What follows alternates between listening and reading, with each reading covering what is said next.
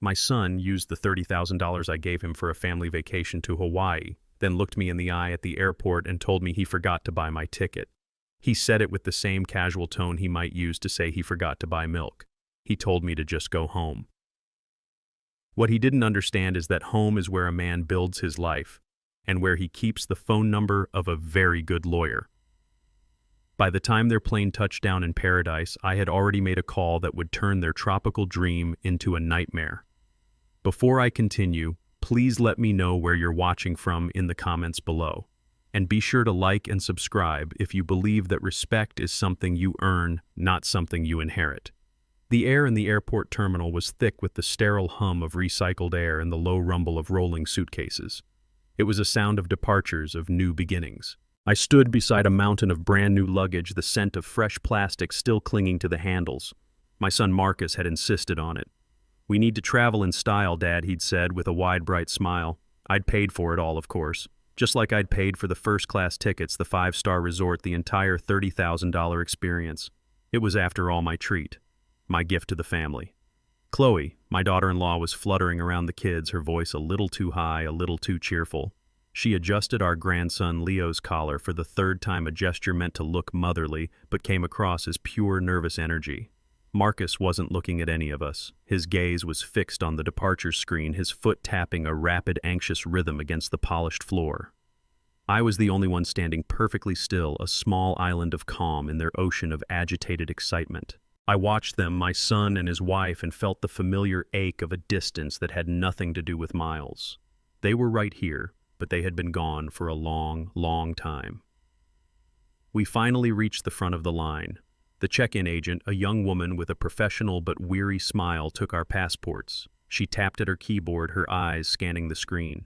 She handed passports back to Marcus, Chloe, and the children. Then she looked at me, her smile faltering for just a second.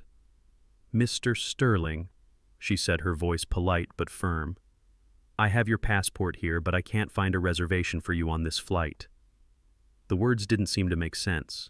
They floated in the air between us, meaningless sounds against the backdrop of airport noise. I felt a dozen pairs of eyes from the line behind us. I turned to Marcus, a simple question on my face. His own face, the one I had watched grow from a boy's to a man's, was a blank wall. He wouldn't meet my eyes. He was suddenly fascinated by a loose thread on his jacket sleeve.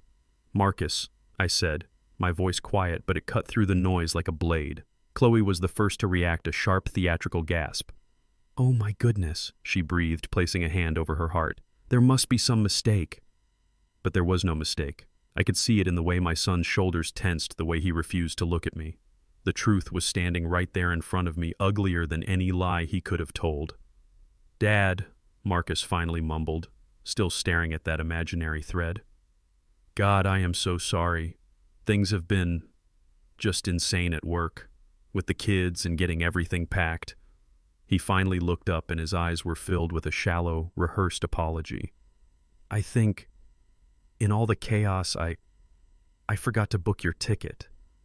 The excuse was so flimsy, so insulting, it barely stood up. $30,000 and he forgot. Chloe immediately jumped into her role as the supportive wife. "Oh, honey, don't worry," she said, pulling out her phone with a flourish. "Let's see if we can buy a last-minute ticket right now. It can't be that much, can it?" Her fingers danced across the screen. I watched her, a seasoned actress playing a part she knew well. Her face fell into a mask of deep disappointment. "Oh, Charles," she said, turning the phone towards me as if to prove her point. "A last-minute seat is almost $3,000, and it wouldn't even be near us. That's just criminal." They stood there, a united front of feigned regret. He the forgetful son, she the helpless fixer. They had practiced this. The thought was as cold and hard as the marble floor beneath my feet. This wasn't a mistake. This was a performance. Marcus took a step toward me, placing a hand on my shoulder. It felt heavy, not with affection, but with the weight of his dismissal.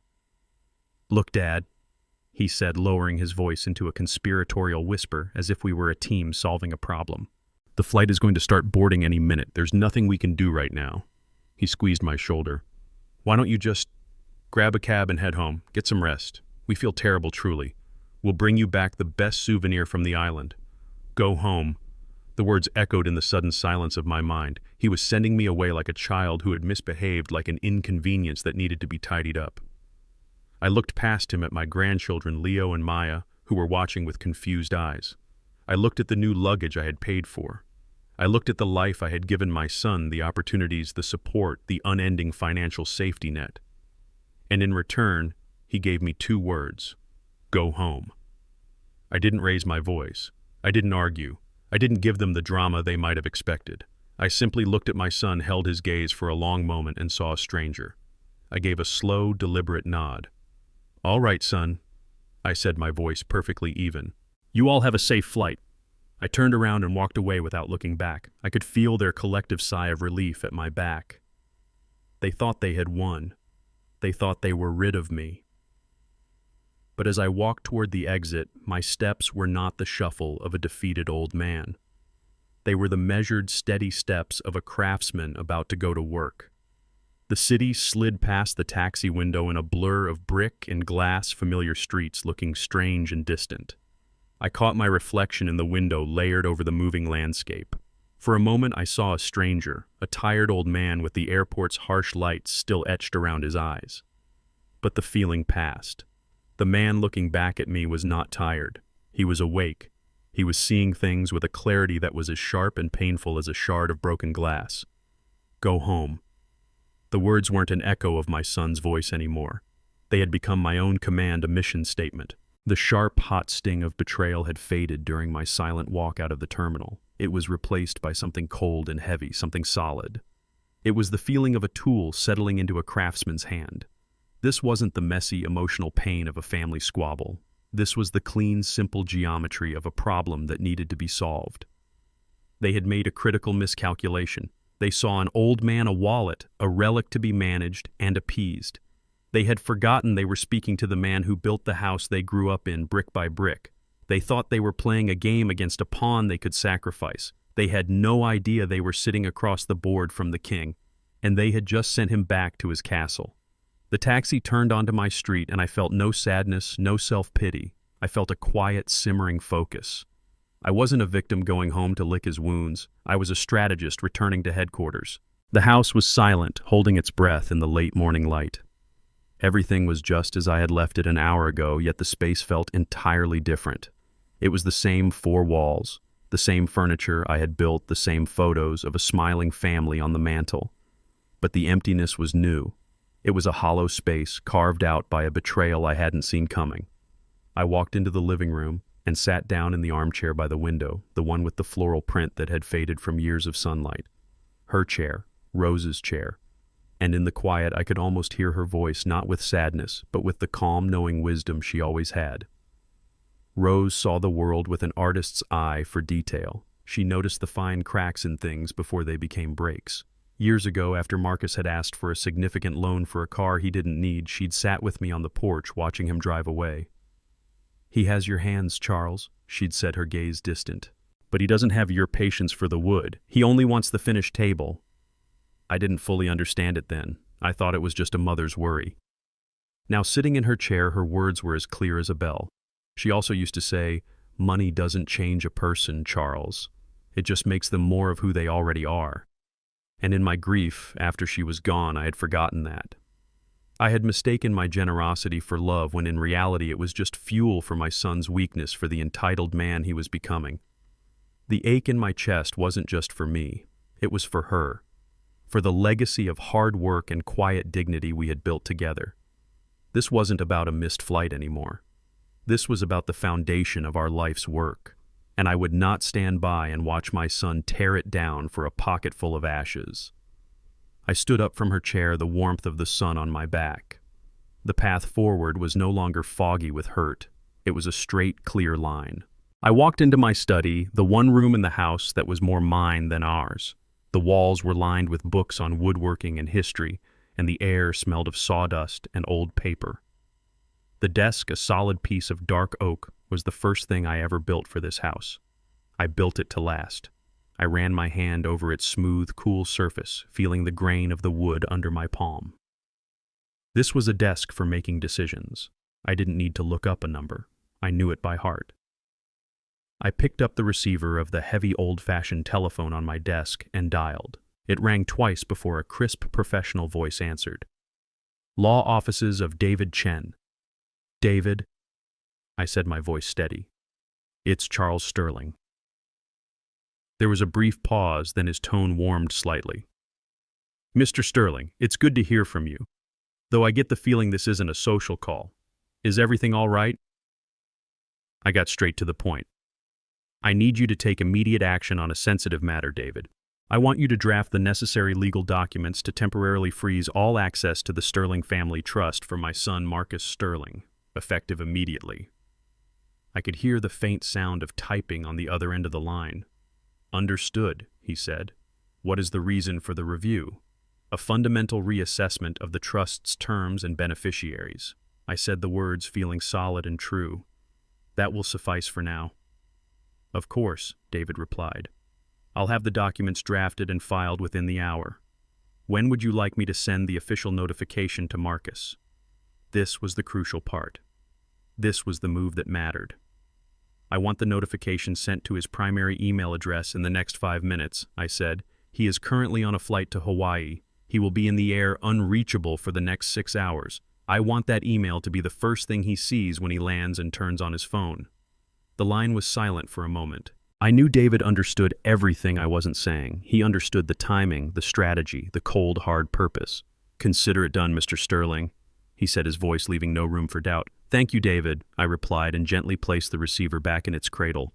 I sat there at the desk I had built in the house I had paid for and imagined an email, a silent little digital messenger, beginning its journey across the country. It was the first brick I would lay in the new foundation of my life. As I sat at my desk, the ticking of the grandfather clock in the hallway was the only sound.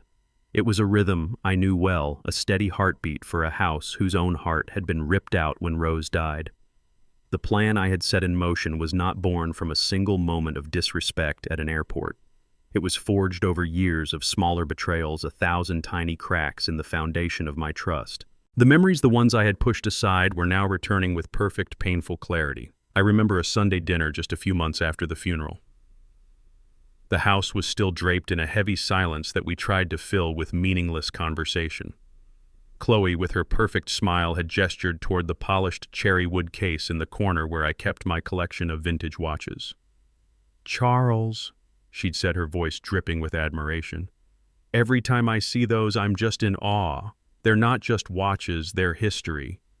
I explained that each one marked a milestone. The first big contract for the business, the year Marcus was born, the 25th anniversary I shared with Rose. Each one was a chapter of my life bought with sweat and patience. That's when Marcus saw his opening. He leaned forward, putting on his serious business face. You know, Dad, they're just sitting there collecting dust. They're assets, underutilized assets. I just looked at him. He continued. There's this new venture I'm working on, and making the right impression is everything. If I could just borrow one of the more impressive ones, just for a few key meetings. It's about leveraging what we have to build a future. I remember the careful way he chose his words. Leverage, assets, future. They were cold, empty words to describe things that held so much of my past. Son, I said, my voice gentle but firm. These aren't for leveraging. They're for remembering. They stay here. The shift was immediate. The charming smile vanished. He leaned back in his chair, picked up his fork, and started pushing his food around his plate. A 39-year-old man sulking like a child who'd been denied a toy. Fine, he mumbled. Whatever, just trying to make something of myself. He didn't speak another word to me for the rest of the evening. I saw the greed then thinly veiled as ambition. But grief is a fog. It blurs the edges of things. I told myself he was just impatient. I told myself he didn't understand, but now I know. He understood perfectly. He just didn't care. If the incident with the watches was a red flag, then Chloe's online boutique was a wildfire I tried to put out with $100 bills. She called it her passion project, a curated collection of overpriced scarves and jewelry. It lasted 6 months. The first I heard of its failure was a frantic phone call from Marcus. He brought her over that evening.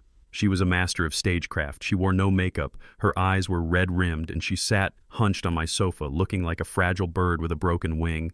The tears were perfectly timed rolling down her cheeks as Marcus explained how the suppliers and credit card companies were calling nonstop. "I'm so ashamed, Charles," she whispered, her voice cracking. "I just wanted to build something of my own. I never meant for this to happen.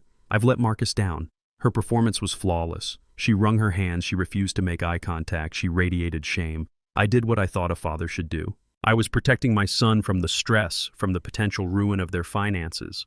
I was preserving the family's stability. I wrote a check to cover her debts, a check for $50,000. The relief that washed over her face was biblical. She threw her arms around me, sobbing with gratitude. "You're our savior, Charles," she cried into my shoulder. "I will pay you back every single penny. I swear it. I'll get a second job. I'll do whatever it takes." I believed her, or rather I chose to. 3 days later, I was driving through the nice part of town on my way to the hardware store. I stopped at a red light and my eyes drifted to the pristine storefronts. And then I saw her. It was Chloe walking out of a designer handbag store, one of those places where the price tags have commas. There was no sign of the broken, fragile bird from my living room. She was glowing triumphant, a bright orange shopping bag in one hand and a brand new, expensive-looking leather purse tucked under her other arm. She was laughing into her phone, a carefree, joyous sound. The light turned green. The car behind me honked. I drove on, but the image was seared into my mind. The tear-streaked face of the woman who promised to pay me back and the smiling face of the woman who had just spent a piece of my generosity on a new trophy. I hadn't bailed her out of a crisis. I had just paid for the next chapter of her irresponsibility. The watches were a test. Chloe's $50,000 debt was a rehearsal, but the real target, the grand prize, was always the Sterling Family Trust. Rose and I had set it up years ago. It wasn't just a collection of stocks and bonds, it was the sum of our lives. It was the sweat from our brows, the sawdust on our clothes, the late nights bent over ledgers and blueprints, all distilled into a single, powerful legacy for our son. But it was meant to be just that, a legacy. Something for him after I was gone, a foundation for his own family's future. In the last year, however, Marcus had started treating it like a checking account he couldn't quite access. The questions started subtly. A phone call here, a casual query over dinner there. "Hey, Dad." He'd begin, his voice light and breezy. "I was talking to a financial planner and he said it's always smart to know the specifics. Is the trust revocable or irrevocable?" A week later, another question. "Are there any provisions for an early disbursement? For a major once-in-a-lifetime investment opportunity?" He was circling it like a shark, prodding for weaknesses in the cage. Each time I'd given him the same answer: "The trust is for your future son, not your present." I thought my firmness would be enough. I was wrong. And as I sat there in the silence of my study, the final ugly pieces clicked into place. It was like staring at a series of random disconnected dots and then suddenly seeing the terrifying picture they formed. The persistent questions about the trust. The sudden enthusiastic proposal for a lavish family vacation to Hawaii. The insistence that I pay for it all up front. The final brutal act at the airport. It wasn't a series of selfish acts. It was a single coordinated campaign. The $30,000 vacation was never about family time. It was the bait. It was the cost of getting me to a remote, beautiful place where they imagined I'd be relaxed, off guard, and more willing to sign papers that would give them access to my life's work. Leaving me at the airport wasn't a mistake. It was their arrogant, clumsy plan B. It was the moment they decided that even if they couldn't get my signature, they were still entitled to the vacation I had paid for. It was the ultimate proof. They didn't just want my money. They wanted my life to be over. The next morning, I put on the suit Rose always said made me look distinguished. I gathered my bank statements, printed out a few key emails, and placed them in an old leather briefcase she had bought me for our 10th anniversary. It was a briefcase that had carried contracts for honest work for buildings that still stood strong against the wind. Now it carried the evidence of a foundation that was crumbling. David Chen's office was on the 34th floor of a downtown skyscraper, a world of glass and steel that hummed with quiet ambition. He was a young man, sharp and impeccably dressed, but his eyes held a calm, old-soul intelligence that I trusted. He listened without interruption as I laid it all out on his polished mahogany desk. I didn't present it as a grieving father's tale of woe. I presented it as a case. I spoke of the incident with the watches establishing a baseline of entitlement. I laid out the financial statements showing the $50,000 transfer to cover Chloe's business debts, placing a printed photo I'd found on her social media page next to it, A picture of her smiling with the new designer handbag posted 3 days after the bailout. David looked at the photo, then back at me, his expression unreadable. I walked him through Marcus's recent persistent questions about the trust. I recounted them word for word. Finally, I told him about the airport. My voice never wavered. I was not there for sympathy. I was there for a craftsman's advice on a structure that was failing. When I finished, I folded my hands on top of my briefcase. "I am not here today out of anger, David," I said, my voice low and steady.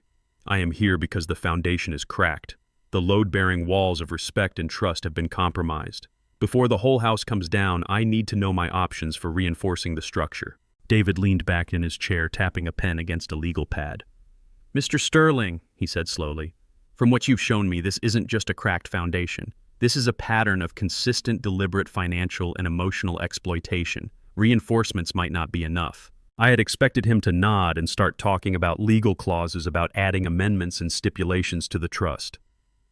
Instead, David Chen put down his pen and laced his fingers together, his gaze direct and serious. "Mr. Sterling," he began, leaning forward slightly, "let's speak plainly. You came in here talking about reinforcing a cracked foundation. But what a good builder does, and you know this better than I do, is determine the cause of the crack. And from what you've told me, this isn't a crack caused by time or pressure. This is a crack caused by poison being mixed into the concrete from the start." The metaphor hung in the air, stark and accurate. "If we just add safeguards and new clauses to the existing trust," he continued, "you are essentially just putting a stronger lock on a door that your son and his wife have proven they are willing to burn down. You will spend the rest of your years in a state of permanent siege, constantly defending your decisions, your competency, your right to your own life's work. A state of permanent siege." The phrase struck me with the force of a physical blow. That's exactly what my life had become without me even realizing it, a slow, draining battle against entitlement. "What you're proposing is defense," David said. "I'm suggesting we consider offense. We don't just protect the assets. We change the nature of the legacy itself. We can restructure your entire estate in such a way that it becomes a force for good, a public testament to your and your wife's values. A structure that is legally fortified and serves a purpose so far beyond their grasp that they can't touch it, can't corrupt it, and can't manipulate it." I stared at him. I had come into his office thinking about how to bar the door to my own son.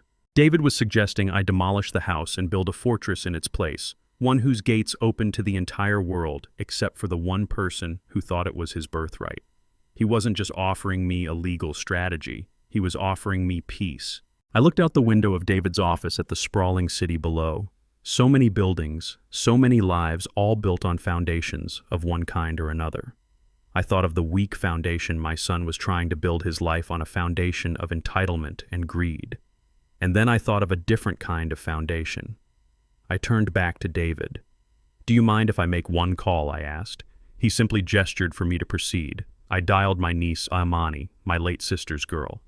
She answered on the second ring, her voice bright and full of energy. "Uncle Charles, it's so good to hear from you." There was no pretense in her voice, no hidden agenda, just genuine warmth. We talked for a few minutes about her classes, her professors. I asked her about the community center she was designing for her final project. Her voice lit up as she described it, talking about sustainable wood, natural light, and creating a space that would serve elderly people in the neighborhood. She was talking about building something that would last, something that would help people. She wasn't asking me for a thing. She was sharing her passion. "You've got that fire in you," I told her, my voice thick with emotion, "just like your Aunt Rose. Tell me something, kid. Do you remember what she used to say was the most important part of any structure?" I could almost hear her smile through the phone. "The part you can't see," she said without a second of hesitation. "The character of the builder." I closed my eyes. That was it. That was the answer. "You make me proud, Amani," I said quietly. "You make her proud." I ended the call and placed my phone face down on the polished desk. A profound sense of peace settled over me. The path was not just clear anymore. It was illuminated. I looked at David Chen, and he knew the moment he saw my face. The time for deliberation was over. "Let's do it," I said. "I want you to begin the legal process of completely dissolving the Sterling Family Trust. Then in its place, I want you to establish a new entity, We will call it the Rose Sterling Foundation. David picked up his pen ready to write. Its sole mission, I continued each word, a brick being laid in place, will be to provide full 4-year scholarships for promising African-American students pursuing degrees in architecture and design. And when the time comes, I want the first person offered the position of executive director of that foundation to be my niece, Imani Sterling. 6 hours and 2,000 miles away, Paradise was performing exactly as advertised. The air that greeted Marcus and Chloe as they stepped out of the air-conditioned airport was a warm, fragrant blanket scented with salt and flowers. The resort lobby was even better. It was an open-air cathedral of wealth with a soaring ceiling, lush green plants cascading down the walls, and a gentle breeze carrying the sound of a distant ukulele. They were handed cool, damp towels and glasses of pineapple juice. Chloe let out a little sigh of pure, unadulterated pleasure. "This is it, honey," she whispered to Marcus, squeezing his arm. "This is how life is supposed to be." Marcus, feeling expansive and successful, surveyed the scene like a king viewing his new domain. He had done it. He had pulled it off. He slipped his phone out of his pocket, ready to post the first picture to social media, a casual shot of the infinity pool with a caption like, "Finally, some much-needed relaxation." As the phone connected to the resort's Wi-Fi, a cascade of notifications flooded the screen. Buried among them was an email with a subject line that made his stomach clench. It was from the law offices of David Chen. At the gleaming marble check-in desk, the concierge, a beautiful woman with a flower in her hair, gave them a dazzling smile. "Aloha and welcome to Paradise, Mr. and Mrs. Sterling. We just need a credit card for incidentals and the resort fee." Marcus, still trying to process the legalistic jargon in the email on his phone, handed over the platinum card with a confident flourish. It was the card linked to the trust, the one with the practically unlimited ceiling. The concierge swiped it. A small, polite frown touched her lips. She swiped it again. "I'm so sorry, sir," she said, her smile tightening just a fraction. "It seems this card has been declined." Marcus stared at the word on the screen. Declined. It was an alien concept to him, a word from a different language meant for other people. He snatched the card back from the concierge, his face flushing a deep red. "Run it again," he snapped. "There must be a problem with your machine." The concierge, her professional smile now welded in place, ran it again. Declined. I wasn't there to see it, of course. But sitting in the quiet of my study, I could picture the scene as clearly as if I were sitting in one of those overpriced lobby armchairs. I could see the panic begin to bloom in my son's eyes, the way his confidence shattered like cheap glass. I could see Chloe grabbing his arm, her perfectly manicured nails digging into his sleeve, her voice a venomous whisper in his ear. My phone sitting on the desk beside me lit up with the first text. It was from Marcus, an attempt to project control. "Dad seems to be an issue with the card. Probably a fraud alert from the bank. Can you give them a call when you get a chance?" I read the message and set the phone back down. 10 minutes passed. My phone buzzed again, a text from Chloe this time. The politeness was already wearing thin. "Charles, they won't give us the room key. The kids are tired and cranky. You need to fix this." I continued reading my book. The phone calls started soon after. First Marcus. I watched his name flash on the screen, let it ring until it went to voicemail. A minute later, he called again. I ignored it. Then Chloe's name appeared, a furious, vibrating presence on the polished wood. Then Marcus again. It was a frantic digital drumbeat of entitlement turning into fear. The texts became a torrent of raw panic and accusation. "Why aren't you answering? Pick up the phone. Did you do this on purpose? Is this some kind of sick joke?" And finally, the one that I knew was pure Chloe. Her rage unfiltered. "How could you do this to us, to your own grandchildren? You are a cruel, selfish old man. You've stranded us." It was fascinating, really. All the layers of charm and sophistication they wore like expensive clothes were being stripped away, one missed call at a time. Underneath it all was the raw, ugly terror of two people who had just realized the bank they had been robbing their entire lives had finally silently closed its doors. Back in my house, there was no chaos. There was only the scent of lemon oil and the quiet rasp of a soft cloth on old wood. I was in my workshop, the place where I had always made sense of the world by building things. In my hands was a small, three-legged table I had made for Rose on our first anniversary. Its surface had grown dull over the years. I was bringing back its shine. On the workbench, my phone was throwing a digital tantrum. It would buzz violently, skittering across the scarred oak surface, the screen lighting up with their names one after the other. Marcus, Chloe. Marcus again. It was a frantic pulse of desperation trying to invade my sanctuary. I didn't silence it. I let it ring. With every pass of the cloth, I would glance at the screen. The number of missed calls climbed. 10, 27, 54. Each buzz was a demand. Each unanswered ring was an accusation. But they were not calling for their father. They were calling for their banker. They were not worried about my well-being. They were terrified about their access. And in the face of their meltdown, I felt a profound and unshakable calm. I was not punishing them. I was teaching them a lesson in a language they might finally understand. I was teaching them the meaning of the word consequence. The deep red grain of the cherry wood began to glow under my hand, its inner light returning. I was restoring order, that was all. It took them 3 days to get back from Hawaii. 3 days of canceled budget flights, long layovers, and the slow, grinding humiliation of their self-inflicted exile. I knew the moment they arrived. The sound of the car door slamming had a particular fury to it, and the footsteps on my porch were heavy with indignation. They didn't knock. They hammered on the door. I opened it and looked at them. Paradise had not been kind. They looked like they had been shipwrecked. Chloe's expensive cream-colored linen outfit was wrinkled and stained. Her face under a blotchy, fading tan was a mask of exhausted rage. Marcus looked like a ghost. The smug, confident man I had last seen at the airport was gone, replaced by a hollow-eyed stranger with dark circles under his eyes and a jaw clenched tight with resentment. They had come ready for a fight, bursting with speeches they had no doubt rehearsed on the long flight home. They pushed past me into the entryway, ready to unleash their storm. And then they stopped. They stopped dead in their tracks, their mouths half open. They were staring into the living room where David Chen sat calmly in the armchair opposite mine. He wasn't looking at them. He was looking at the leather-bound folder resting in his lap. The trap had been set, and they had walked right into it. They had come expecting to corner a lonely old man. They found a judge and his counsel waiting for the proceedings to begin. The moment of shock lasted only a heartbeat before it curdled into sputtering rage. It was Marcus who found his voice first, a voice tight with a sense of profound personal injury. "What is this?" he demanded, gesturing wildly between me and David Chen. "You don't answer my calls, you freeze my accounts, you leave us stranded in the middle of the Pacific Ocean with your grandchildren, and now you have your lawyer here. What kind of sick, twisted game are you playing?" He took a step forward, his face a mask of disbelief. "We were worried sick about you.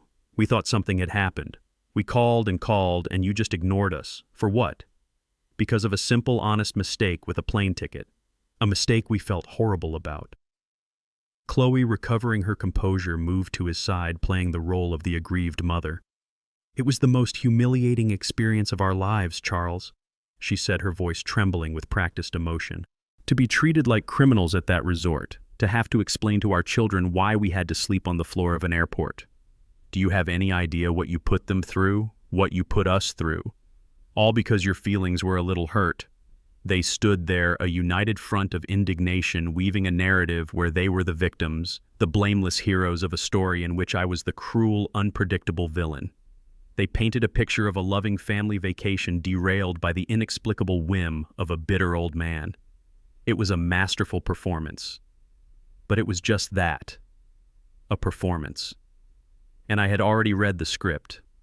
I just sat there, my hands resting on my knees, and let them talk. I let the storm of their accusations break against the wall of my silence. I let the last of their accusations fade into the heavy silence of the room. I didn't move. I just waited until I was sure they had exhausted their supply of righteous indignation. Then I spoke, my voice no louder than a normal conversation, but it cut through the tension like a razor. "Are you finished?" The question hung in the air, not waiting for an answer. Marcus opened his mouth to say something, but no words came out. I turned my head slightly toward David Chen. Without a word, he picked up the leather folder from his lap and slid it across the polished surface of the coffee table. It came to a stop directly in front of me. The sound was soft, but it seemed to echo in the quiet room. I opened it. You seem to be under the impression I began my eyes on my son that this is about a forgotten plane ticket. I pulled out the first document. It was a bank statement. I placed it gently on the table between us. Let's talk about this instead. This is a transfer for $50,000 made from my savings account to yours to cover the debts from Chloe's failed business. I then looked at Chloe, whose face had gone rigid. From the folder, I produced the glossy printout of her social media post. I placed it next to the bank statement. It was the picture of her smiling, holding the new designer handbag.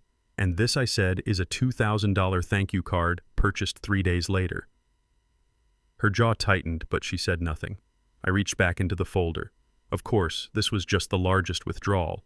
I began to pull out more papers, canceled checks, credit card statements I had paid off. Each one I placed on the table, slowly creating a mosaic of their financial lives, a paper trail of their dependency. Here is the $10,000 for the down payment on your car. Here is the $5,000 to cover your property taxes last year. And here, I said, letting a thick stack of receipts fall to the table, are the countless smaller transactions. Dinners, clothes for the kids, your club membership. They stared at the growing pile of paper, their faces draining of all color. The righteous anger was gone, replaced by the pale, waxy dread of people who have been caught. You call the airport a simple mistake, I said, my voice dropping even lower. I call it the final arrogant withdrawal from a bank you have been systematically emptying for 5 years. I let the weight of that final statement settle in the room. I watched them, my son and his wife, their eyes darting between the papers on the table, and my face searching for an exit, a loophole, a way to spin this story back in their favor. But there was none. I gave a small, almost imperceptible nod to David Chen. There's just one more thing, I said, my voice quiet. You call the airport a mistake, but mistakes aren't planned, are they? David? Chen reached into the folder and took out a single sheet of paper. It was a printed email. He held it up. This is a court-ordered copy of an email sent from Marcus Sterling to Chloe. Sterling 1 week before the trip. He said, his voice, the neutral, dispassionate instrument of fact. The subject line reads, the Hawaii Old Man Payout Plan. Chloe made a small strangled sound in the back of her throat. Marcus looked like he had been shot. David continued reading directly from the page. The body of the email reads in part, once we get him to the resort relaxed and a few drinks in him, he'll be much more agreeable to signing the disbursement papers. The $30,000 is a steep price, but the payout from the trust will make it all worthwhile. The words landed in the room and detonated. The color didn't just drain from their faces. It fled, leaving behind a waxy, translucent gray. The masks of indignation they had worn so proudly didn't just crack. They shattered into dust, revealing the raw, twitching greed beneath. There were no more words. There were no more lies. There was only the ugly, naked truth laid bare on the coffee table between us. For a long time, nobody moved. The only sound in the room was the ticking of the grandfather clock, each tick marking a second of their new, permanently altered reality. The pile of papers on the coffee table was no longer just evidence. It was a tombstone marking the death of their illusions. Chloe was the first to stir. She rose from the sofa slowly like an old woman, her movements stiff and brittle. She didn't look at me. She didn't look at her husband. She looked at the front door as if it were a distant shore she had to swim to. Marcus remained standing, frozen, his eyes fixed on the email printout. He looked hollowed out, a building frame after a fire has consumed everything flammable inside. He finally raised his head and his eyes met mine. I saw no apology in them. I saw no remorse. I just saw the vast, empty ruin of a man who had gambled his entire life on a single losing hand. Then he turned and followed his wife. I didn't say a word. I didn't tell them to get out. There was no need. The truth was now the landlord of this house, and it had already evicted them. I listened to their footsteps retreat. I heard the front door open, and then I heard it close. It wasn't a slam. It was a soft final click. There was no triumph in me, no satisfying surge of victory, just the heavy, profound peace of a storm that has finally passed, leaving a quiet and devastating clarity in its wake. Order had been restored. A few weeks passed in a quiet that was deep and restorative. The silence from my son was no longer a weapon against me, but a consequence he had to live with. During that time, David Chen and I were busy. We were not tearing down. We were building. I met Amani at a small, sunlit cafe downtown, the kind of place that smelled of roasted coffee and fresh bread. She was radiant, full of the easy energy of youth and purpose. Between us on the small wooden table, I placed a new folder. This one was a deep, hopeful blue. I asked you here today. I began sliding the folder toward her because I wanted to show you the plans for my next project. She opened it. Her brow furrowed in confusion. Then her eyes widened as she read the first page. I watched her trace the words with her finger, the Rose Sterling Foundation. I told her everything.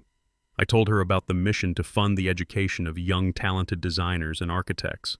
I told her it was built on the idea your Aunt Rose always cherished, that the most beautiful thing a person could build was a door for someone else to walk through. The tears that welled in her eyes were not like the ones I had seen in my living room weeks ago. These were not the tears of a performer. They were quiet, genuine, and full of a profound understanding. "Uncle Charles," she whispered, her voice thick with emotion. This is everything she was. Everything you both built." I reached across the table and placed my hand over hers. A foundation needs a strong custodian, Amani. Someone with vision and integrity. Someone who understands that the character of the builder is the most important part of the structure. I let my words sink in.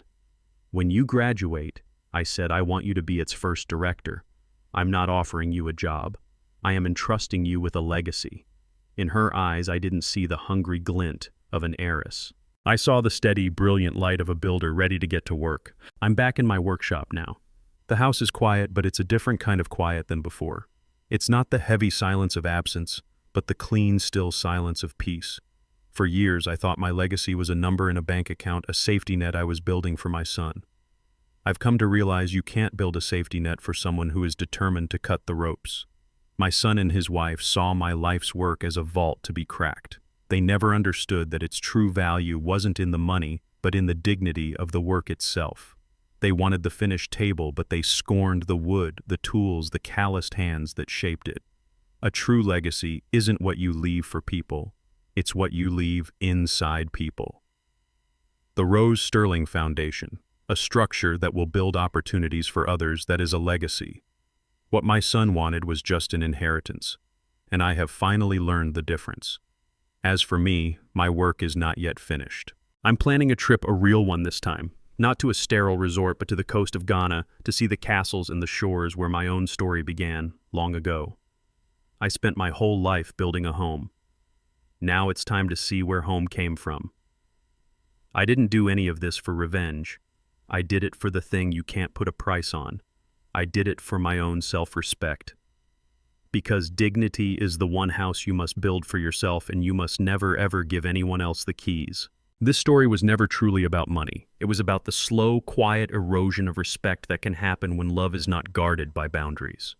For years, I believed my role as a father was to be a safety net to provide without question. I learned in the harshest way possible that generosity without respect is simply fuel for greed. A true family legacy isn't a vault to be inherited, but a standard of dignity to be upheld.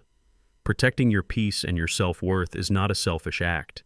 It is the most vital and necessary work you will ever do. What would you have done in my position, and what do you believe is the true meaning of a legacy?